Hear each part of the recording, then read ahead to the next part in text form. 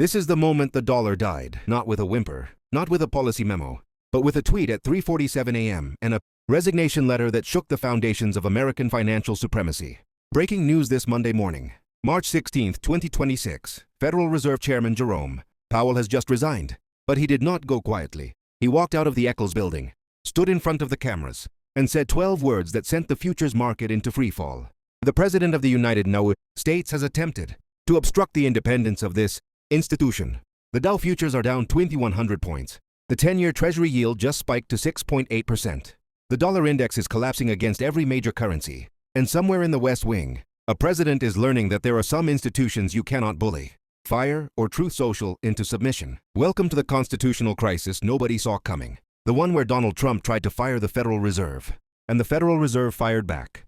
To understand why Powell just walked, we have to rewind 72 hours. Friday afternoon, the February jobs report lands. It is ugly. Unemployment ticks up to 5.2%. But here is the problem. Inflation is also ticking up, 4.1% annualized. This is stagflation, the nightmare scenario. The economy is slowing, but prices are still rising. The Fed is trapped. Powell holds a press conference. A reporter asks, "Will you cut rates to help the economy?" Powell, in his usual measured tone, says we remain committed to our dual mandate. We will not sacrifice price stability for short-term political considerations. That word, political. Trump is watching from the residence. He hears it as a direct attack. Within an hour, Truth Social explodes. Jerome Powell is a disaster, worse than any Democrat. He is intentionally crashing the economy to hurt your favorite president. The Fed should be cutting rates to zero like other countries. Powell must go. I have the legal authority and I am looking into it strongly. This is not new. Trump has attacked Powell before.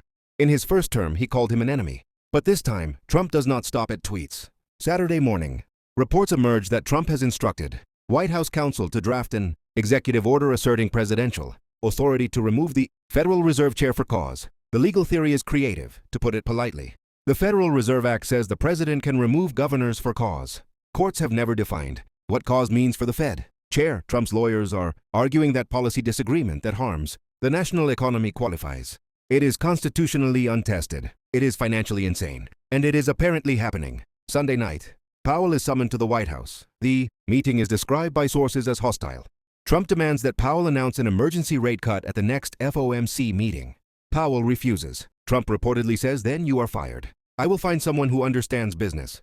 Powell's response, according to 3 people in the room: "Mr. President, you can try to fire me, but I will not resign under pressure, and I will make clear to the world exactly why I'm leaving." Trump backs off. Slightly, he tells Powell to think about it overnight. Powell leaves. The White House believes they have broken him. They are wrong. Monday morning, 6 a.m., Powell arrives at the Federal Reserve. He calls an emergency meeting of the Board of Governors. All 6 remaining governors attend. By 7:30 a.m., they have drafted a joint statement. By 8 a.m., Powell is standing outside. The press conference is short. Powell reads from a prepared statement. For over a century, the Federal Reserve has operated with independence from political interference. This independence is not a privilege. It is the foundation of the dollar's credibility as the world's reserve currency. Over the past 72 hours, the President of the United States has attempted to coerce this institution into making monetary policy decisions based on political considerations. He has threatened to remove me unlawfully. I cannot in good conscience continue in a role where my decisions would be seen as the product of political pressure. Therefore, I am resigning, effective immediately. I urge Congress to protect the independence of this institution before irreparable damage is done. He takes no questions. He walks back inside. The world financial system begins to unravel. Here is what you have to understand about the Federal Reserve and the dollar. The dollar is not valuable because America has gold. We abandoned the gold standard in 1971. The dollar is not valuable because America has the biggest military. Although that helps. The dollar is valuable because the world trusts that the people running American monetary policy are competent, independent technocrats who will not inflate the currency for political gain. That trust just got shattered on live television. Within minutes of Powell's statement, the currency markets react. The euro surges 4% against the dollar. The Swiss franc spikes. Gold jumps $180 an ounce. Bitcoin, ironically, rallies 22% as people flee to anything that is not controlled by Washington. But the real carnage is in the bond market. Foreign central banks hold over $7 trillion in U.S. Treasury securities. They hold them because they trust the Fed to maintain the dollar's value. If they think Trump is about to install a puppet who will print money to juice the economy before the midterms, those treasuries become trash. The selling starts in Asia. Japan, still reeling from its own bond crisis, dumps $40 billion in treasuries overnight. China, seeing an opportunity to wound the dollar, follows. By the time London opens, the 10-year yield has spiked from 5.1% to 6.2%. By New York Open, it is 6.8% and climbing. This is not a technical adjustment. This is a crisis of confidence. The bond vigilantes have arrived. What does a 6.8% 10-year yield mean for regular Americans? Mortgage rates hit 9%. Credit card rates approach 30%. Auto loans become unaffordable. Corporate borrowing costs explode. Companies start announcing layoffs to cut costs. The recession that Powell was trying to soft land just became a hard crash. Can Trump actually fire the Fed chair? This is the legal question that is about to consume Washington. The Federal Reserve Act of 1913, as amended, says that members of the Board of Governors serve 14-year terms and can be removed by the president for cause. But here is the thing. No president has ever tried. It is like the nuclear option. Everyone assumes it exists, but nobody wants to find out.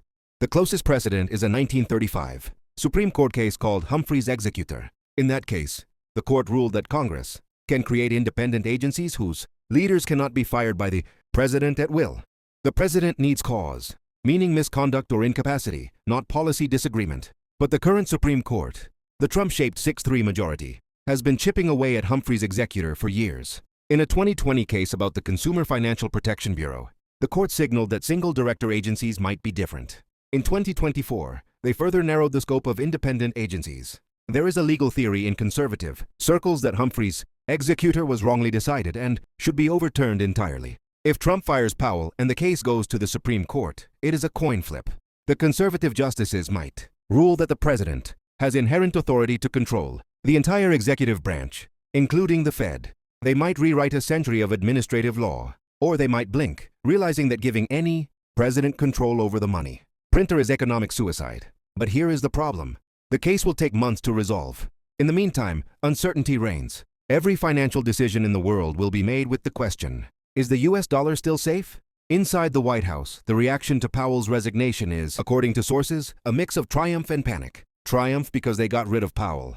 Panic because the markets are collapsing and the narrative is escaping their control. Trump's initial response on Truth Social, Jerome Powell quit because he could not handle the pressure. Weak. We will appoint a new Fed chair who understands that low interest rates mean jobs and prosperity. The stock market will recover when smart people are in charge. But the stock market is not recovering. The Dow closes down 2,147 points. It is the largest single-day point drop in history. The S&P 500 is down 7.2%. Trading curbs are triggered twice. The VIX, the fear index, spikes to 58. Higher than the COVID crash, Republicans in Congress are in full retreat. Mitch McConnell, retired but still influential, releases a statement. The independence of the Federal Reserve is essential to American economic stability. I urge the President to nominate a qualified successor who commands the confidence of the markets and to respect the institutional boundaries that have served this nation. Well, translation, Mr. President, you just set the economy on fire. Fix it. But who will Trump nominate? The names being floated are terrifying to the markets. Larry Kudlow, the former CNBC host and Trump economic advisor, is mentioned. He has no central banking experience. Peter Navarro, recently released from prison after his contempt conviction, is reportedly lobbying for the job. Kevin Hassett, a more conventional economist, is seen as the adult option, but he is also seen as someone who will do what Trump wants.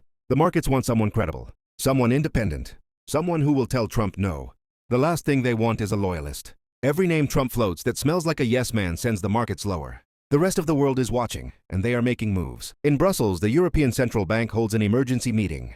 They do not announce anything publicly, but Reuters reports that they are discussing contingency plans for dollar instability. This means they are preparing for a world where the dollar is no longer the reliable anchor of the global financial system. In Beijing, the People's Bank of China issues a statement that is dripping with diplomatic shade. We are monitoring developments in the United States and remain confident in the stability of our own financial system. China will continue to diversify its reserve holdings in line with prudent risk management. Translation, we are dumping your treasuries and buying gold. In Riyadh, the Saudi Finance Ministry is silent. But oil futures are spiking. Brent crude jumps to $127 a barrel. Part of this is the risk premium from dollar instability. Part of this is whispers that the Saudis are reconsidering the petrodollar arrangement. If Saudi Arabia starts accepting yuan or euros for oil, the dollar's reserve currency status takes a critical hit. The global financial order that has existed since Bretton Woods, the system where the dollar is king and America borrows cheaply because everyone wants our currency, is suddenly looking fragile. All because one man could not tolerate an interest rate decision. Back home, the economic pain is becoming political pain. Gas prices are spiking due to the oil surge. The national average crosses $550 by Wednesday. In California, it is approaching $7. Voters do not understand bond yields and currency markets. They understand the number at the pump.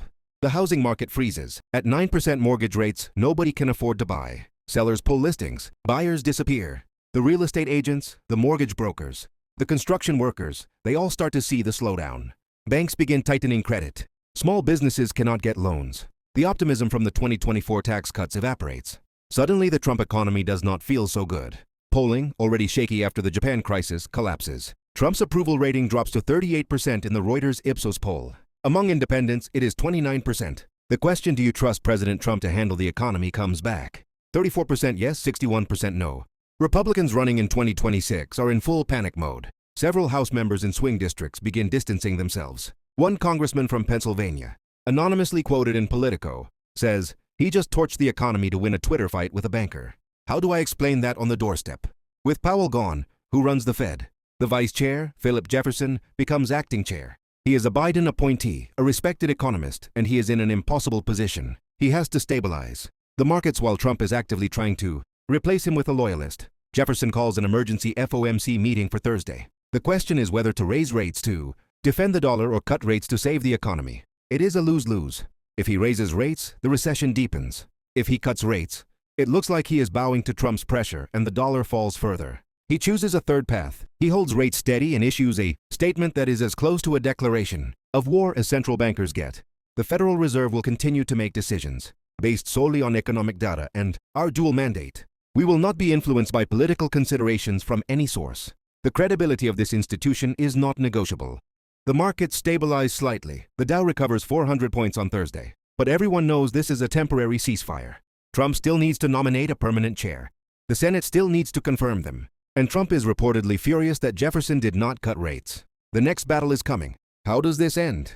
There are three possible paths. Path 1. Trump backs down. He nominates a credible independent chair. Someone like Kevin Warsh, a former Fed governor who is respected on Wall Street. The Senate confirms quickly. The markets breathe. The dollar stabilizes. Trump takes credit for fixing the problem and blames Powell for the crash. This is the best-case scenario, but it requires Trump to admit he overreached. History suggests this is unlikely. Path 2. Trump doubles down. He nominates a loyalist. The Senate, controlled by Republicans who fear primary challenges, confirms them. The new chair cuts rates aggressively. Inflation spikes. The dollar falls. Foreign investors flee. We enter a stagflationary spiral. Trump blames everyone but himself. The 2026 midterms become a referendum on economic chaos. Democrats sweep the House and possibly the Senate. Impeachment proceedings begin, but conviction remains unlikely. The economy suffers for years. Path 3. Constitutional confrontation. Trump attempts to fire Jefferson and install an acting chair without Senate confirmation. Legal challenges are filed immediately. The case rockets to the Supreme Court. In the meantime, the Fed is paralyzed by uncertainty. The markets crash further. We enter a genuine depression. The 25th Amendment discussions, which started during the asset seizure crisis, become serious. The cabinet, facing a president who is destroying the economy to consolidate power, has to make a choice. We do not know which path we are on, but we will find out soon. The Federal Reserve was designed to be boring. It was designed to be the adult in the room, the technocrats who keep the money stable while politicians fight about everything else. For a century it worked. Presidents complained about the Fed. They pressured the Fed, but they never broke the Fed. Donald Trump just broke it. Whether he meant to or not, whether he understands the consequences or not, he has demonstrated to the world that American monetary policy is now subject to the whims of one man, that the institution that controls the world's reserve currency can be bullied, threatened, and dismantled by a president with a social media account and no impulse control. The damage may be temporary, the damage may be permanent, but one thing is certain: the world is repricing America, and the price is going down. Subscribe, share. The financial apocalypse is being live streamed, and we are just getting started.